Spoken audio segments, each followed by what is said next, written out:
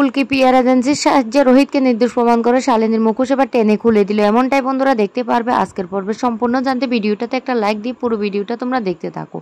গল্পের শুরুতে আমরা দেখতে পারবো ফুলকি হঠাৎ করে শালিনীকে দেখতে পায় যে শালিনী খুব সাজুগুজু করছে। তখন তার মনে হয় যে শালিনী স্বাভাবিক মানুষ, সে কোনো প্রকার অস্বাভাবিক না। আর এই কথাটা বলার জন্য যখন ঘরের মধ্যে প্রবেশ করে তখন শালিনী আবার আগের মতো আচরণ শুরু করতে থাকে, ফুলকিকে দেখে ভয় পেতে শুরু করে। তখন ঈশিতা বলতে লাগলো, ফুলকি তুমি এখানে কেন এসেছো? ফুলকি তখন বলতে লাগলো, আর ঈশিতা ম্যাডাম, শালিনী কিন্তু স্বাভাবিক, সে একটু আগে সাজুগুজু করেছে। আর এই কথাটা রুদ্র এসে শুনতে পায়। রুদ্র তখন বলতে লাগলো, কি হয়েছে?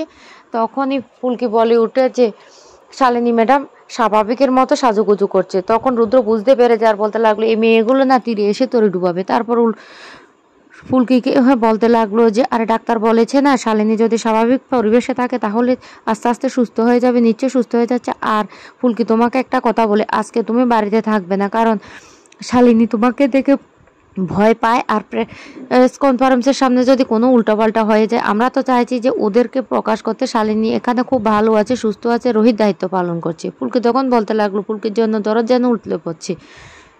এরপর ফুলকি বাড়ি থেকে চলে যায়। এদিকে রোহিত বলতে লাগলো, ফুলকির মাথায় কেন মা কালী কোনো বুদ্ধি দিচ্ছে না? মা কালী তো সবসময় ফুলকিকে সাহায্য করে। আর এদিকে ফুলকি যেতে যেতে রাস্তায় একটা অস্বাভাবিক মানুষকে দেখতেই পায়, আর সেটা বাড়ির ঠিকানা হারিয়ে ফেলেছে। তখন ফুলকি অংশুমানকে ফোন করে সেখানে নিয়ে আসে, আর ওই লোকটার পকেট থেকে একটা ঠিকানা পায়, আর ওই ঠিকানা ফোন করে। তখন লোকটাকে নিয়ে আসার জন্য তার মেয়ে আসে। আর লোকটা বলতে লাগলো, এই মেয়েটা না থাকলে আমি আজকে কোথায় যে যেতাম, আমার কি হতো?